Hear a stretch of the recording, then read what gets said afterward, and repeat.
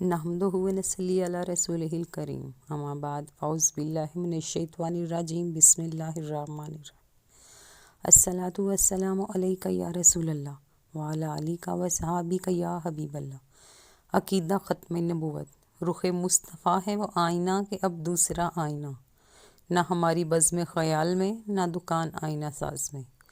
اللہ سبحانہ و تعالیٰ نے اپنے نبی محتشم حضرت محمد مصطفیٰ صلی اللہ علیہ وسلم کو بے شمار ایسے خصائص و فضائل اور کمالات عطا فرمائے جن میں کوئی دوسرا آپ صلی اللہ علیہ وسلم کا ہمسر نہیں۔ ان میں سے ایک منفرد خصوصیت آپ صلی اللہ علیہ وسلم کی شان ختم نبوت ہے۔ اللہ سبحانہ و تعالیٰ نے انسانی رشد و ہدایت کے لیے حضرت آدم علیہ السلام سے جس سلسلہ نبوت اور رسالت کا آغاز فرمایا تھا وہ آپ صلی اللہ علیہ وسلم کے اس جہان میں تشریف لانے کے ساتھ اپنے درجہ کمال کو پہنچ کر ختم ہو گیا۔ قرآن مجید، احادیث صحیحہ اور اجماع امت سے ثابت ہے کہ سیدنا محمد بن عبداللہ بن عبد المطلب رسول اللہ صلی اللہ علیہ وسلم آخری نبی اور آخری رسول ہیں۔ آپ کے بعد قیامت تک نہ کوئی رسول پیدا ہوگا نہ کوئی نبی۔ اب ابدالآباد تک آپ صلی اللہ علیہ وسلم کے بعد نہ کوئی نبی آئے گا نہ ہی رسول۔ قرآن مجید میں باری تعالیٰ نے ارشاد فرمایا اور آپ صلی اللہ علیہ وسلم کو خاتم النبیین کا لقب عطا فرمایا، جس میں لفظ خاتم بدئی طور پر آپ صلی اللہ علیہ وسلم کے آخری نبی ہونے کا مظہر و عکاس ہے۔ ارشاد باری تعالیٰ ہے الاحزاب، محمد صلی اللہ علیہ وسلم تمہارے مردوں میں سے کسی کے باپ نہیں ہیں، لیکن وہ اللہ کے رسول ہیں اور سب انبیاء کے آخر میں سلسلہ نبوت ختم کرنے والے ہیں۔ اس آیت کریمہ میں اللہ سبحانہ و تعالیٰ نے خاتم النبیین کہہ کر اپنے حبیب مکرم سیدنا محمد مصطفیٰ صلی اللہ علیہ وسلم کی ختم نبوت کا اعلان فرمایا۔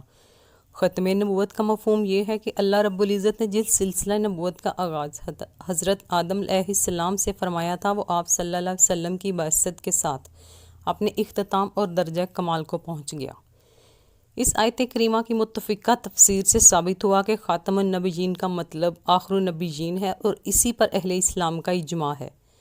مدینہ منورہ والے قرآن مجید میں خاتم النبیین تا کی زیر کے ساتھ پڑھتے ہیں اور یہ قرات بھی اسی کی دلیل ہے کہ اس سے مراد آخر النبیین ہیں۔ سیدنا سعد بن ابی وقاص رضی اللہ تعالیٰ عنہ سے روایت ہے کہ رسول اکرم صلی اللہ علیہ وسلم نے سیدنا علی بن ابی طالب رضی اللہ تعالیٰ عنہ سے فرمایا، کیا تم اس پر راضی نہیں کہ تمہارا میرے ساتھ وہ مقام ہو جو ہارون کا موسیٰ کے ساتھ تھا، سوائے اس کے کہ میرے بعد کوئی نبی نہیں۔ صحیح مسلم اور ترکیم دارالاسلام میں یہ احادیث موجود ہیں۔ اس تفصیل سے معلوم ہوا کہ سیدنا سعد بن ابی وقاص رضی اللہ تعالیٰ عنہ سے اس حدیث کو 5 تابعین نے روایت کیا ہے۔ عامر بن سعد بن ابی وقاص، سعید بن مسیب بن ماس بن سعد بن ابی وقاص، ابراہیم بن سعد بن ابی وقاص اور عائشہ بنت سعد بن ابی وقاص رحمۃ اللہ علیہم اجمعین۔ خاتم النبیین کا جو دوسرا معنی خود نبی اکرم صلی اللہ علیہ وسلم نے متعین فرمایا وہ متعدد احادیث متواترہ سے متعلقاً ثابت ہے۔ جیسے حضرت ثوبان رضی اللہ تعالیٰ عنہ سے مروی ہے کہ رسول اکرم صلی اللہ علیہ وسلم نے فرمایا، میری امت میں 30 جھوٹے پیدا ہوں گے، ہر ایک کا دعویٰ ہوگا کہ وہ نبی ہے، سن لو میں آخری نبی ہوں، میرے بعد کوئی نبی نہیں۔ احادیث مبارکہ کی روح سے خاتم النبیین کے معنوں میں نبیوں کو ختم کرنے والا ہے۔ رسول پاک صلی اللہ علیہ وسلم نے فرمایا، لا نبی بعدی، میرے بعد کوئی نبی نہیں۔ 200 سے زائد احادیث مبارکہ ختم نبوت کے مذکورہ معنی کی تائید میں آئی ہیں۔ اس کے بعد اب خاتم النبیین کے معنی و مفہوم میں کسی قسم کا نہ تو کوئی ابہام باقی رہتا ہے اور نہ ہی مزید کسی لغوی تحقیق کی گنجائش یا ضرورت ہے۔ سیدنا جبیر بن مطعم رضی اللہ تعالیٰ عنہ سے روایت ہے کہ رسول اللہ صلی اللہ علیہ وسلم نے فرمایا، انا العاقب، اور میں عاقب یعنی آخری نبی ہوں۔ صحیح بخاری میں یہ حدیث ہے۔ اس حدیث کے راوی امام ابن شہاب الظاہری رحمۃ اللہ نے العاقب کی تشریح میں فرمایا، الذی لیس بعد النبی، وہ جس کے بعد کوئی نبی نہ ہو۔ سیدنا حذیفہ بن الیمان رضی اللہ تعالیٰ عنہ سے روایت ہے کہ رسول پاک صلی اللہ علیہ وآلہ وسلم نے فرمایا، وَأَنَا مُلْقَفَّى، اور میں مقفع یعنی آخری نبی ہوں۔ شرجین بن مسلم اور محمد بن زیاد کی سند سے روایت ہے کہ سیدنا ابو امامہ الباہلی رضی اللہ تعالیٰ عنہ نے بیان کیا کہ رسول پاک صلی اللہ علیہ وسلم نے فرمایا، اے لوگو، بے شک میرے بعد کوئی نبی نہیں۔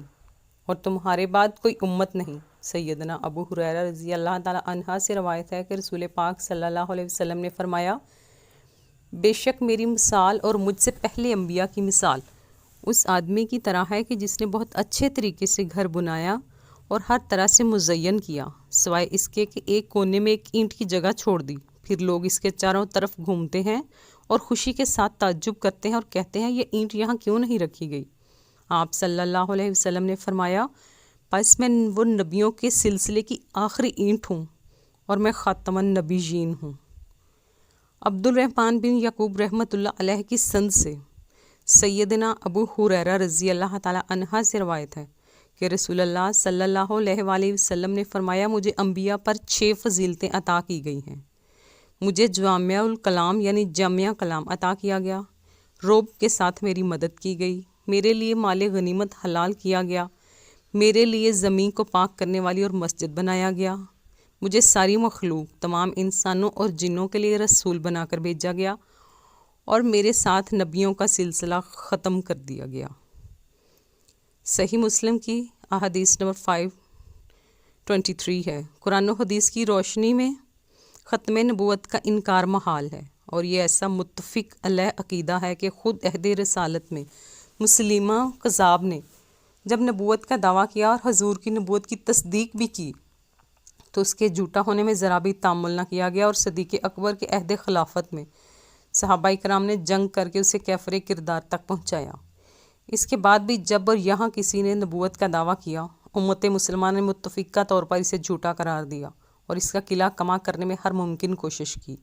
1973 کے آئین میں پاکستان میں حضور پاک صلی اللہ علیہ وآلہ وسلم کو آخری نبی نہ ماننے والے کو غیر مسلم قرار دیا گیا۔